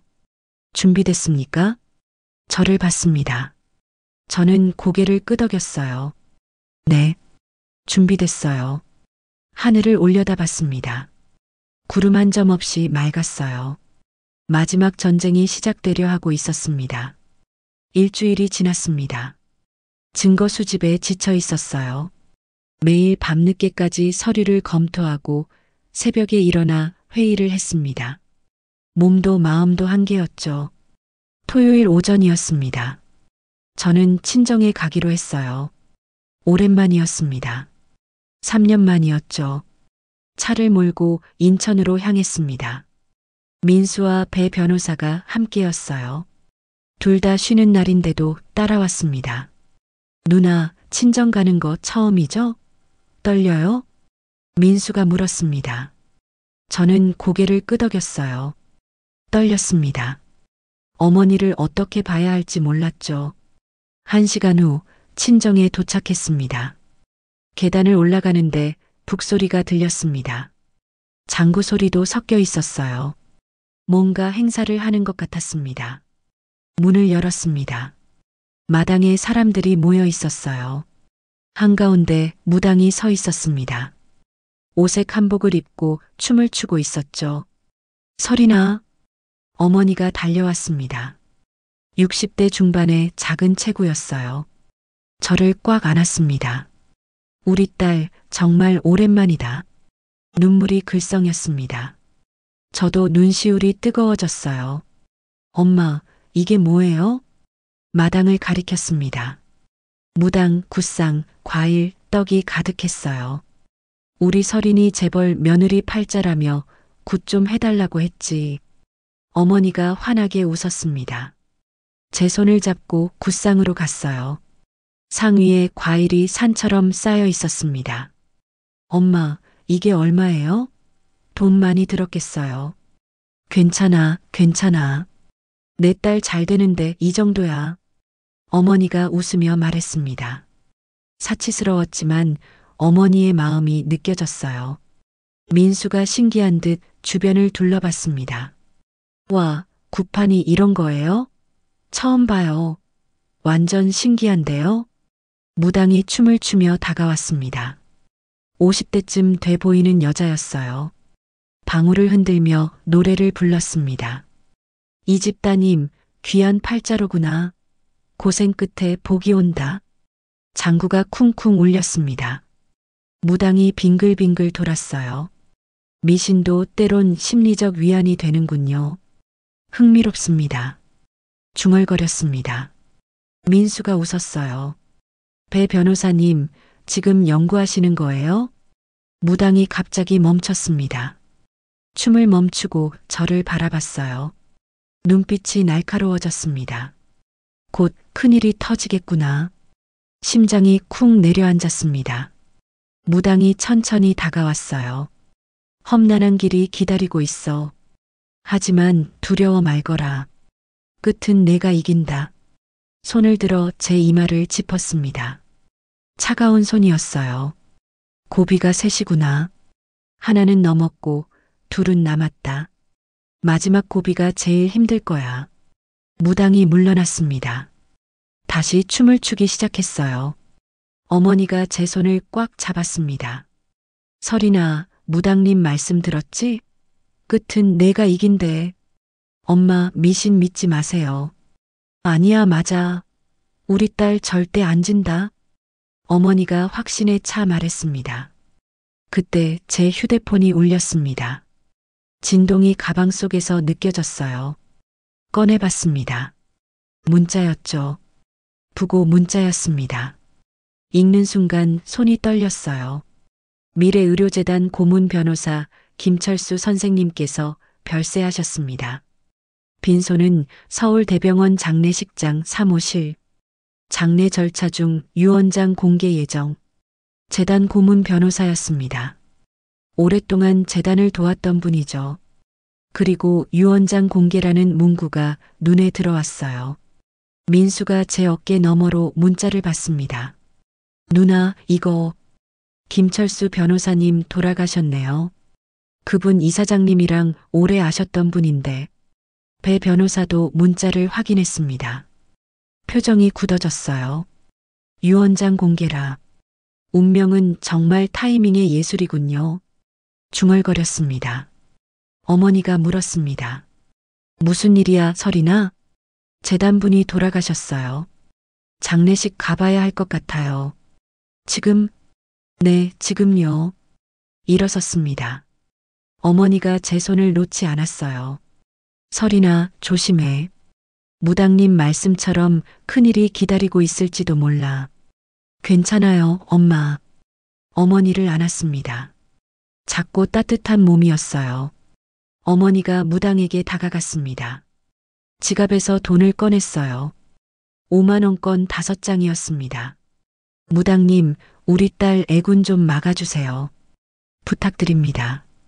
무당이 돈을 받고 고개를 끄덕였습니다. 걱정 말거라. 이 아이는 이길 팔자야. 저희는 친정을 나섰습니다. 계단을 내려가는데 뒤에서 북소리가 들렸어요. 차에 탔습니다. 시동을 걸었어요. 백미러로 친정을 봤습니다. 어머니가 마당에 서서 손을 흔들고 있었어요. 손을 흔들어 답했습니다. 차가 출발했어요. 서울로 향하는 고속도로였습니다. 창밖으로 풍경이 빠르게 지나갔어요. 부사장님, 유언장 공개가 뭘 의미하는지 아시죠? 배 변호사가 물었습니다. 저는 고개를 끄덕였어요. 김철수 변호사님이 재단 기밀을 많이 알고 계셨죠? 10년 전 일도요. 맞습니다.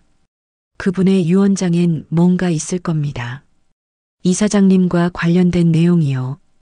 배 변호사의 말이 무겁게 가라앉았습니다. 그리고 오말순 측에서도 올 겁니다. 필사적으로요. 싸움이 되겠네요. 제가 말했습니다. 배 변호사가 고개를 끄덕였어요. 네.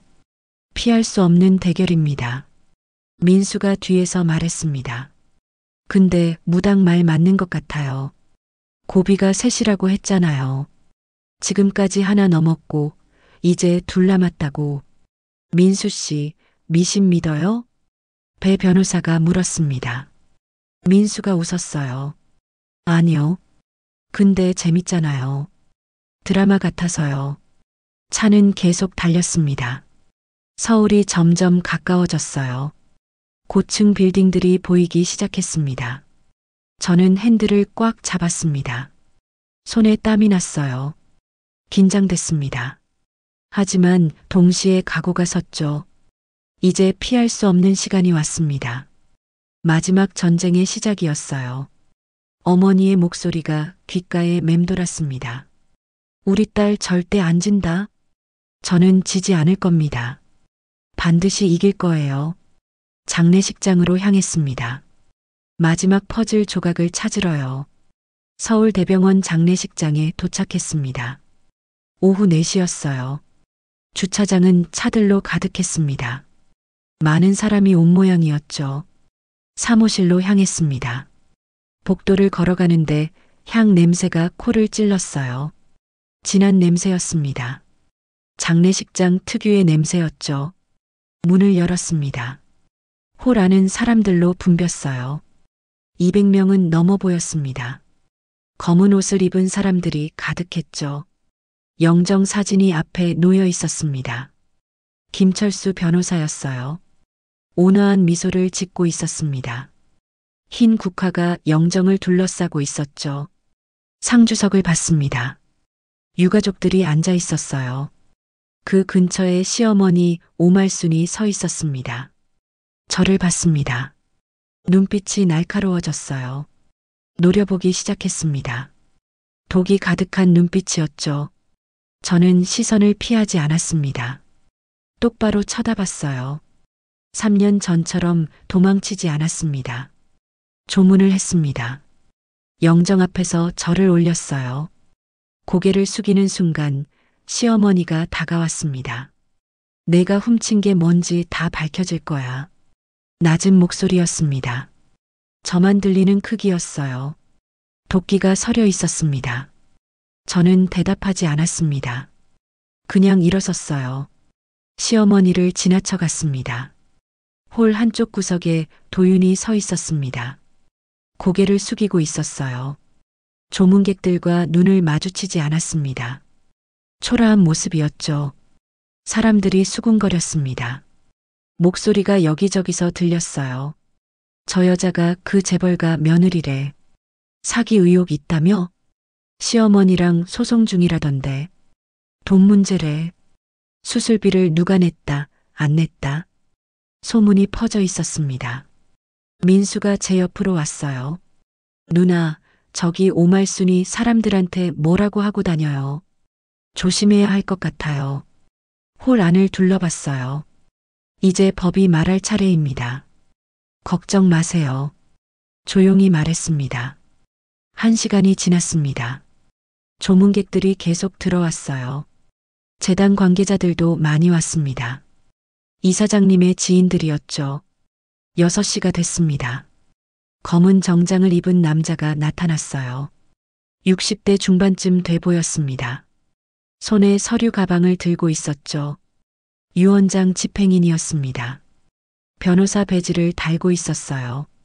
상주석 앞으로 갔습니다. 가방에서 봉인된 문서를 꺼냈어요. 빨간 봉인이 찍힌 두꺼운 봉투였습니다. 김철수 변호사님의 유 원장입니다. 개봉은 내일 오전 10시에 진행하겠습니다. 집행인의 목소리가 홀에 울려 퍼졌습니다. 사람들이 조용해졌어요. 모두가 봉투를 쳐다봤습니다. 봉투가 상주석 탁자에 놓였습니다. 빨간 봉인이 유난히 눈에 들어왔어요. 민수가 제 귀에 속삭였습니다. 장례식장이 법정보다 더 살벌해요. 진짜 전쟁 같아요. 맞는 말이었습니다. 공기가 무거웠어요. 긴장감이 흘렀습니다. 시어머니가 집행인에게 다가갔습니다. 뭔가 이야기를 나눴어요. 집행인은 고개를 저었습니다. 시어머니의 얼굴이 붉어졌죠. 조문을 마치고 밖으로 나왔습니다. 복도는 시원했어요. 홀 안의 답답함에서 벗어났습니다. 배 변호사가 휴대폰을 확인했습니다. 얼굴이 굳어졌어요. 부사장님, 오말순 측에서 언론에 보도자료 뿌렸습니다. 무슨 내용이에요? 남도윤 씨가 회사 돈 횡령했다는 내용입니다. 재단 측이 함정 놓았다고 주장하네요. 휴대폰을 보여줬습니다. 기사가 떠 있었어요. 제목이 자극적이었습니다. 민수가 기사를 읽었습니다. 완전 말도 안 돼요. 우리가 함정을 놓다니. 괜찮습니다. 우리도 준비 끝났어요. 배 변호사가 가방을 두드렸습니다. 모든 증거, 모든 증인, 모든 서류. 완벽합니다. 내일 아침 법정에 제출할 겁니다. 밤이 깊어가고 조문객들이 하나둘 떠났어요. 홀은 점점 조용해졌습니다. 저희도 장례식장을 나왔습니다. 찬바람이 불었습니다. 겨울이 다가오고 있었죠. 내일이었습니다. 유 원장이 개봉되고 진실이 밝혀지는 날이었죠. 집으로 돌아와 침대에 누웠습니다. 잠이 오지 않았습니다. 휴대폰으로 뉴스를 확인했어요. 시어머니가 뿌린 기사가 퍼지고 있었습니다. 댓글이 수백 개였죠. 하지만 신경 쓰지 않았습니다. 진실은 내일 밝혀질 테니까요. 가슴에 손을 얹었습니다. 심장이 뛰었어요. 이 심장으로 싸울 겁니다. 진실을 위해, 정의를 위해. 다음 날 오전 9시였습니다. 서울중앙지방법원에 도착했어요. 회색 건물이 하늘을 찌를 듯 솟아 있었습니다. 법정은 2층 205호였습니다. 문을 열고 들어갔어요. 긴장감이 공기를 가득 채우고 있었습니다. 방청석이 사람들로 가득했습니다. 100명은 넘어 보였어요. 기자들도 많았습니다. 카메라를 들고 앉아 있었죠. 원고석에 앉았습니다. 배 변호사가 옆에 있었어요. 민수는 방청석에 앉았습니다. 피고석을 봤습니다. 시어머니 오말순이 앉아 있었어요.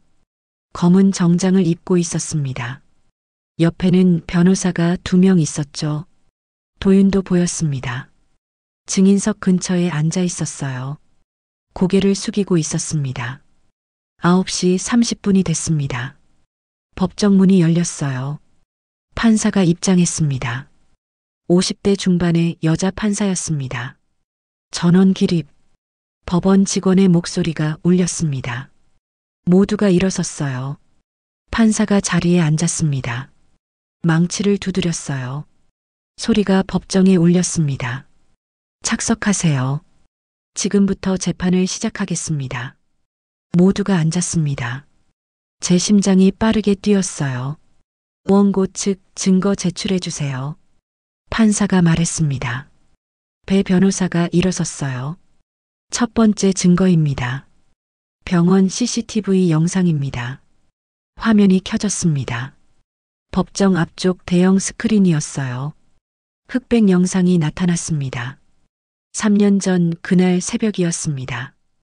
병원 복도가 보였어요. 도윤이 걷고 있었습니다. 휴대폰으로 통화하고 있었죠. 입모양이 보였습니다. 어머니, 돈 안 돼. 그 단어들이 반복됐어요. 그리고 수술동의 창구 앞에서 고개를 젓는 장면이 나왔습니다. 의사와 이야기를 나눴죠. 그리고 돌아섰습니다. 엘리베이터를 타고 사라지는 장면이었습니다. 방청석이 술렁거렸습니다. 수군거리는 소리가 들렸어요. 두 번째 증거입니다. 통화 녹취록입니다. 잡음이 섞인 소리가 흘러나왔어요. 서명을 미루세요. 시간을 끄세요. 여자 목소리였습니다. 또렷했어요. 법정 전체에 울려 퍼졌습니다. 이 목소리는 피고 오말순 씨의 것입니다. 음성 분석 결과 98% 일치합니다. 배 변호사가 분석 보고서를 제출했습니다. 시어머니의 얼굴이 창백해졌습니다. 변호사가 뭔가 속삭였지만 대답하지 않았어요. 세 번째 증거입니다. 재단 송금 내역입니다. 화면에 서류가 떴습니다. 미래의료재단 송금 기록이었어요. 1억 원, 수취인 서울대병원. 날짜와 시간이 선명했습니다. 원고 한서린 씨의 수술비 1억 원은 미래의료재단이 전액 지불했습니다. 피고 오말순 씨는 단 한 푼도 내지 않았습니다. 배 변호사의 목소리가 법정에 울렸습니다. 네 번째 증거입니다. 문서 위조 증거입니다. 포렌식 분석 결과가 화면에 떴습니다. 메타데이터, 생성 날짜, 수정 이력, 모든 게 나타났어요. 피고가 제출한 송금 증명서는 명백한 조작입니다. 3년 전이 아닌 석 달 전에 만들어졌습니다. 디지털 서명도 위조됐습니다. 방청석에서 탄성이 터져 나왔습니다. 민수의 목소리였어요. 와. 판사가 망치를 두드렸습니다. 방청객 조용히 하세요. 다섯 번째 증거입니다. 명품 구매 영수증입니다. 화면에 영수증이 떴습니다. 에르메스 가방 800만 원. 날짜는 3년 전 그날 오후 2시였습니다. 피고는 며느리가 수술대에서 죽어가는 날 오후 명품 가방을 구매했습니다. 법정이 술렁거렸습니다. 기자들이 메모를 하기 시작했어요. 그때 강미라 이사장이 일어섰습니다. 손에 서류를 들고 있었어요. 추가 증거를 제출하겠습니다. 판사가 고개를 끄덕였습니다. 이사장이 앞으로 나왔어요. 10년 전 피고 오말순의 투자 사기 기록입니다. 화면에 서류가 나타났습니다. 경찰 조사 기록이었어요. 투자 사기 혐의, 피해자 강미라. 피해 금액 5억 원. 피고는 10년 전 저와 제 남편을 속였습니다. 의료기기 투자 사업이라며 전 재산 5억 원을 가져갔습니다. 그리고 사라졌죠. 이사장의 목소리가 떨렸습니다. 그 돈은 제 딸 강서현의 수술비였습니다. 제 딸은 사고로 쓰러졌고 그 돈 때문에 수술을 못 받고 결국 이사장의 목소리가 끊겼습니다. 화면이 바뀌었어요. 의료 기록이 나타났습니다. 환자 강서현 교통사고로 인한 두부 손상, 뇌수술 필요. 하지만 비용 부족으로 수술 불가. 마지막 기록이었습니다. 뇌사 판정. 10년 전 그날이었어요. 법정이 조용해졌습니다. 숨소리조차 들리지 않았어요. 이사장이 또 다른 서류를 꺼냈습니다.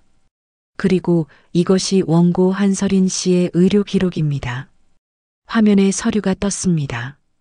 10년 전 의료 기록이었어요. 환자 한서린, 심장 이식 수술, 기증자 강서현. 제 머릿속이 하얗게 변했습니다. 심장이 멈추는 듯 했어요. 원고 한서린 씨는 10년 전 제 딸 강서현의 심장을 이식받았습니다.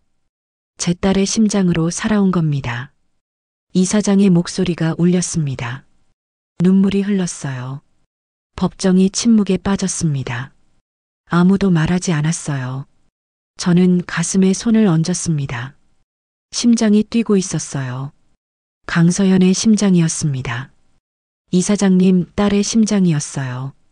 눈물이 흘렀습니다. 멈출 수가 없었어요. 배 변호사가 마지막 증거를 제출했습니다. 생명보험 증권입니다.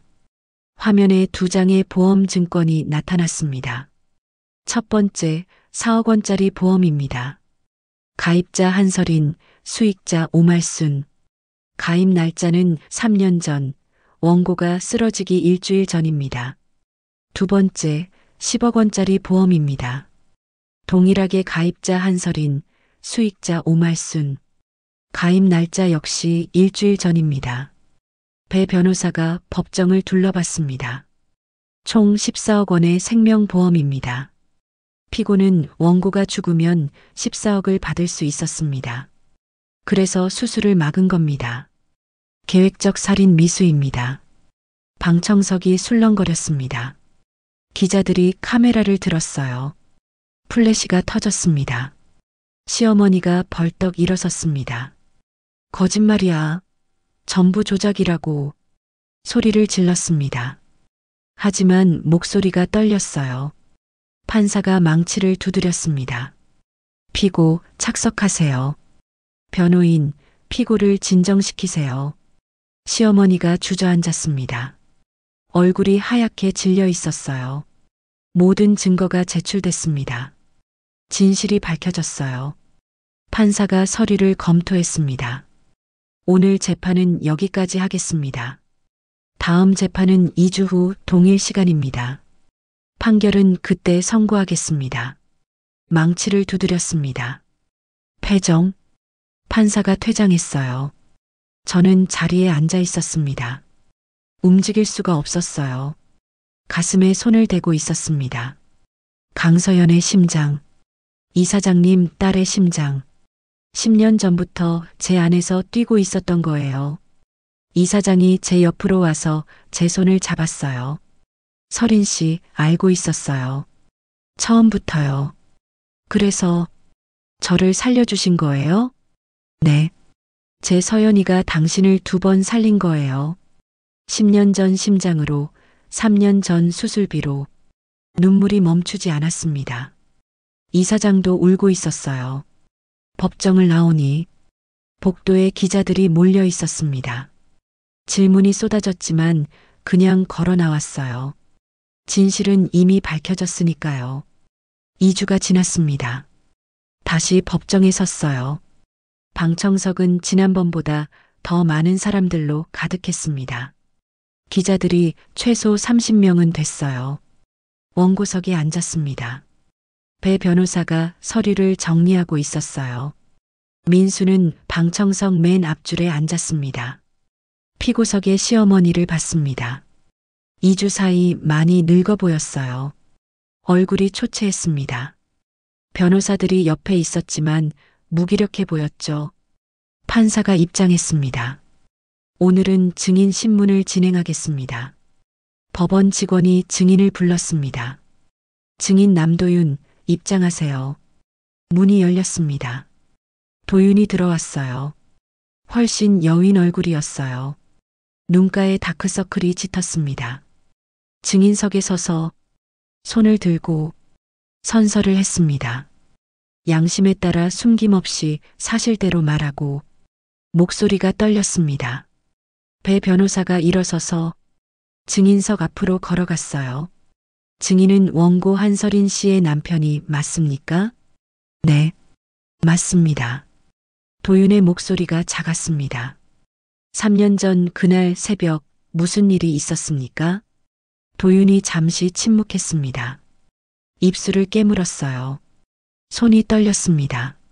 아내가, 서린이가 응급실에 실려갔습니다. 심장판막 파열이라고 했어요. 수술이 필요하다고. 목소리가 끊겼습니다. 물을 마셨어요. 그때 어머니한테 전화가 왔습니다. 무슨 내용이었습니까? 수술비를 내지 말라고 했습니다.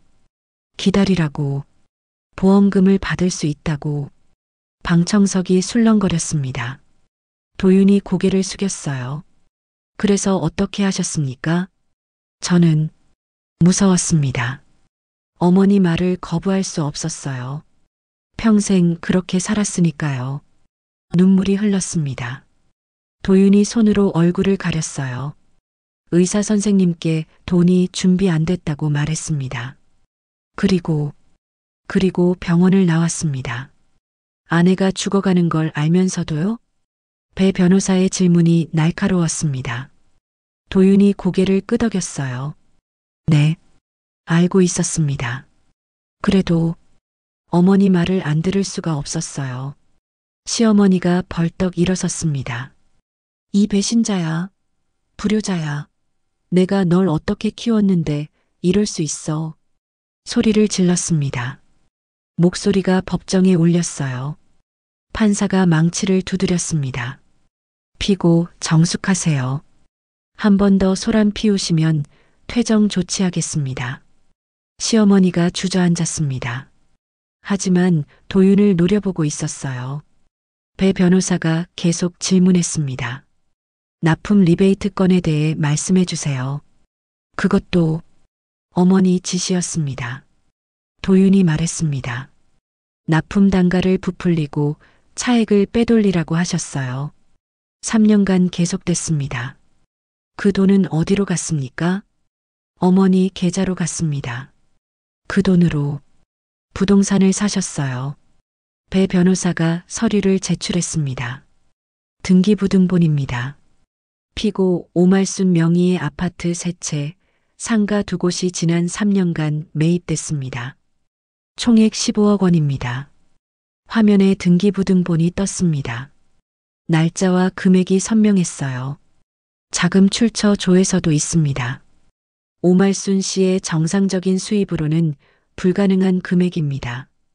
출처는 메디팜 납품 리베이트입니다. 민수가 방청석에서 중얼거렸습니다. 가족이 제일 무섭네요, 진짜. 주변 사람들이 고개를 끄덕였습니다. 배 변호사가 도윤 앞으로 다가갔습니다. 마지막 질문입니다. 증인은 진심으로 후회하고 있습니까? 도윤이 고개를 들었습니다. 저를 바라봤어요. 눈이 마주쳤습니다. 눈물이 흐르고 있었어요. 네, 매일 후회합니다. 매일 밤 악몽을 꿉니다. 서린이가 죽어가는 꿈을요. 제가 도망치는 꿈을요. 목소리가 떨렸습니다. 미안합니다. 정말 미안합니다. 저를 향해 고개를 숙였습니다. 깊이 숙였어요. 용서는 바라지 않습니다. 다만 진실은 밝히고 싶었습니다. 더 이상 거짓말 속에서 살 수 없었어요. 법정이 침묵에 빠졌습니다. 아무도 말하지 않았어요. 진실의 무게가 모든 이의 어깨를 짓눌렀습니다. 저는 도윤을 바라봤습니다. 3년 전 저를 버린 남자였어요. 미워해야 할 사람이었습니다. 하지만 지금 그는 무너져 있었죠. 어머니에게 희생된 아들이었습니다. 복잡한 감정이 밀려왔습니다. 미움, 연민, 슬픔, 모든 게 뒤섞였어요. 판사가 말했습니다. 피고 측 변호인 반대 신문하시겠습니까? 시어머니 측 변호사가 일어섰습니다. 하지만 뭐라고 물어볼지 모르는 것 같았어요. 잠시 망설이다가 고개를 저었습니다. 반대 신문 없습니다. 더 이상 변호할 게 없었습니다. 판사가 서류를 정리했습니다. 증인 신문을 마치겠습니다. 다음 재판에서 최종 변론을 듣고 판결하겠습니다. 도윤이 증인석에서 내려왔습니다. 저를 지나쳐갔다. 한 발짝 멈췄습니다. 뭔가 말하려는 것 같았지만 결국 아무 말도 하지 않았습니다. 그냥 걸어 나갔죠. 시어머니가 변호사들과 이야기를 나누고 있었습니다. 하지만 표정이 절망적이었어요. 이미 모든 게 끝났다는 걸 알고 있는 얼굴이었습니다. 법정을 나왔습니다. 누나, 괜찮아요? 민수가 물었습니다. 저는 고개를 끄덕였어요. 네, 괜찮아요. 도윤 씨, 많이 힘들어 보였어요. 그래도 진실을 말한 건 용기였어요. 배 변호사가 말했습니다. 이제 일주일 후면 판결입니다. 마지막입니다. 일주일. 3년간의 싸움이 일주일 후 끝나는 거였습니다. 건물 밖으로 나왔습니다. 햇살이 따뜻했어요. 바람이 불었습니다. 가슴에 손을 얹었습니다. 심장이 뛰었어요. 강서연의 심장이, 이사장님 딸의 심장이 힘차게 뛰고 있었습니다. 일주일이 지났습니다. 마지막 재판 날이었어요. 법정은 사람들로 가득했습니다. 방청석, 기자들, 카메라까지. 시어머니는 피고석에서 초췌한 얼굴로 앉아 있었고 도윤은 구석에 고개를 숙이고 있었습니다. 판사가 입장했습니다. 망치를 두드렸어요. 지금부터 판결을 선고하겠습니다. 법정이 조용해졌습니다. 판사가 판결문을 읽기 시작했어요. 피고 오말순에 대한 판결을 선고합니다. 사기죄, 유죄. 문서 위조죄, 유죄. 보험 사기 미수죄, 유죄. 횡령 방조죄, 유죄. 시어머니의 얼굴이 하얗게 질렸습니다. 이상의 범죄 사실을 종합하여 피고 오말순에게 징역 3년을 선고합니다. 추징금 10억 원을 부과합니다. 시어머니가 주저앉았습니다. 의자에 쓰러졌어요. 피고 남도윤에 대한 판결을 선고합니다. 업무상 횡령 방조죄, 유죄. 징역 1년, 집행유예 2년을 선고합니다. 판사가 마지막 말을 했습니다. 생명은 그 무엇과도 바꿀 수 없는 가치입니다. 그것을 돈으로 재단한 행위는 결코 용서받을 수 없습니다. 망치를 두드렸습니다. 똑똑똑. 재판이 끝났습니다. 강미라 이사장이 제 손을 잡았습니다. 눈물이 흘렀어요. 진실은 결국 시간을 이긴다. 배 변호사가 서류를 정리하며 말했습니다. 정의는 느리지만 확실합니다. 법정을 나왔습니다. 복도에 기자들이 쏟아졌어요. 마이크와 카메라가 일제히 저를 향했습니다. 부사장님, 복수에 성공한 기분이 어떠십니까? 한 기자가 마이크를 들이밀었습니다. 저는 잠시 멈춰섰어요. 천천히 입을 열었습니다. 복수가 목적이 아니었습니다. 목소리가 법원 복도에 울렸습니다. 제 삶을 되찾는 게 목적이었어요. 빼앗긴 삶을, 제자리를 되찾는 것이었죠. 기자들이 메모했습니다. 플래시가 터졌어요. 시어머니에게 하고 싶은 말씀은? 다른 기자가 물었습니다. 저는 고개를 저었어요. 더 이상 할 말은 없습니다. 판결이 모든 걸 말해줬으니까요. 건물 밖으로 나왔습니다. 법원 계단 위에 섰어요. 하늘을 봤습니다. 구름이 걷히고 있었어요. 이사장이 제 옆으로 왔습니다. 손을 잡았어요. 이제야 비로소 서연이의 심장이 제자리를 찾았어요. 제 딸이 당신을 2번 살린 거예요. 눈물이 흘렀습니다. 저도 이사장도 울고 있었어요. 민수가 계단을 올라왔습니다. 환하게 웃고 있었어요. 누나, 진짜 끝났어요. 이겼어요. 배 변호사도 올라왔습니다. 미소를 지으며 고개를 끄덕였어요. 멀리서 호송차가 보였습니다. 시어머니가 타고 있었어요. 창문 너머로 얼굴이 보였습니다. 늙고 지친 얼굴이었죠. 호송차가 출발했습니다. 점점 멀어졌어요. 사라졌습니다. 햇살이 계단을 비쳤습니다. 따뜻했어요. 가슴에 손을 얹었습니다. 심장이 뛰고 있었어요. 강서연의 심장이, 제 심장이 힘차게 뛰고 있었습니다. 이제 앞으로 나아갈 시간이에요. 배 변호사가 말했습니다. 저는 고개를 끄덕였어요. 네, 새로운 시작이에요. 법원 계단 위에서 우리는 서 있었습니다. 햇살 아래에서요. 3년간의 전쟁이 끝난 자리에서요. 이제 진짜 삶이 시작될 것입니다. 6개월이 지났습니다. 미래의료재단 환자 상담실이었습니다. 오전 10시였어요. 창밖으로 봄 햇살이 들어왔습니다. 문이 열렸습니다. 50대 여성이 들어왔어요. 초췌한 얼굴이었습니다. 손에는 진단서를 꽉 쥐고 있었죠. 부사장님, 저 어떻게 해야 할까요? 떨리는 목소리였습니다. 의자에 앉았어요. 진단서를 내밀었습니다. 췌장암이었습니다. 수술이 필요했어요. 비용은 3천만 원. 하지만 그녀에겐 돈이 없었습니다. 가족들도 등을 돌렸다고 했어요. 저는 그녀를 봤습니다. 3년 전 제 모습이 보였어요. 돈이 없어서 가족에게 버려져서 죽을 뻔했던 제 모습이었죠. 걱정하지 마세요. 우리 재단이 도와드릴게요. 그녀의 손을 잡았습니다. 따뜻하게 잡았어요. 수술비 전액 지원해드립니다. 그리고 회복할 때까지 저희가 함께 할게요. 여자가 눈물을 흘렸습니다. 고맙다는 말을 반복했어요. 저는 미소를 지었습니다. 이것이었습니다. 제가 살아야 했던 이유였어요.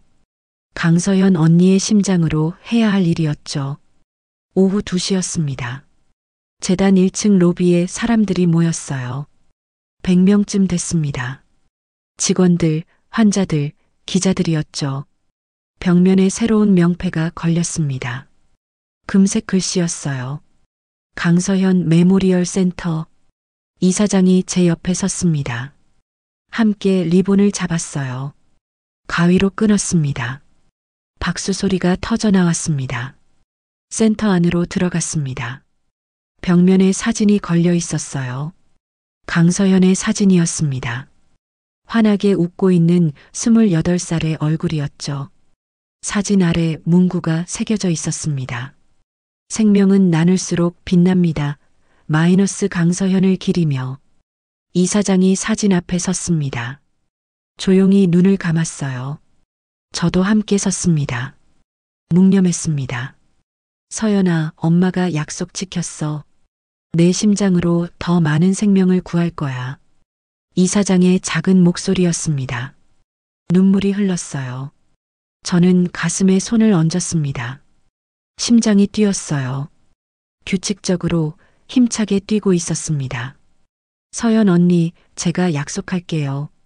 이 심장으로 잘 살아낼게요. 당당하게, 아름답게요. 속삭였습니다. 서연 언니가 들어줄 거라고 믿었어요. 개소식이 끝났습니다. 사람들이 하나둘 자리를 떴어요. 민수가 다가왔습니다. 누나, 정말 멋있어요. 진짜 드라마보다 더 드라마 같아요. 환하게 웃었습니다. 배 변호사도 왔어요. 부사장님의 새로운 시작을 응원합니다. 고개를 숙여 인사했습니다. 저녁이 됐습니다. 사무실로 돌아왔어요. 책상 위에 서류가 쌓여 있었습니다. 새로 지원 신청한 환자들의 서류였죠. 한 장 한 장 읽었습니다. 각자의 사연이 있었어요. 돈이 없어서, 가족이 없어서, 희망이 없어서 치료를 포기하려는 사람들이었습니다. 모두 도와주고 싶었습니다. 저처럼 살아날 기회를 주고 싶었어요. 창밖을 봤습니다. 서울 야경이 반짝였어요. 수많은 불빛이 도시를 밝히고 있었습니다. 각각의 불빛이 누군가의 삶이었죠. 휴대폰이 울렸습니다. 오전에 만난 그 여성이었어요. 문자였습니다. 부사장님, 정말 고맙습니다. 수술 날짜 잡혔어요. 꼭 살아서 은혜 갚을게요. 미소가 지어졌습니다. 답장을 보냈어요. 은혜 같은 건 없어요. 우리 모두 함께 잘 살아내면 되는 거예요. 휴대폰을 내려놨습니다. 거울을 봤어요. 35살의 제 얼굴이었습니다. 3년 전과는 완전히 다른 얼굴이었죠. 더 이상 버려진 여자가 아니었습니다. 살아남은 여자였어요. 그리고 이제는 다른 사람들을 살리는 여자였습니다. 가슴에 손을 얹었습니다. 심장이 뛰었어요. 강서연의 심장이, 제 심장이 힘차게 뛰고 있었습니다. 이 심장으로 저는 살아왔습니다. 그리고 이 심장으로 앞으로도 살아갈 것입니다. 더 많은 생명을 구하면서요. 더 많은 사람에게 희망을 주면서요. 복수가 아니었습니다. 정의였고, 그리고 이제는 삶이었습니다. 잘 살아낼 것입니다. 이 심장이 멈추는 그날까지. 수술대 위에서 남편에게 버려진 여자. 하지만 그녀는 죽지 않았습니다.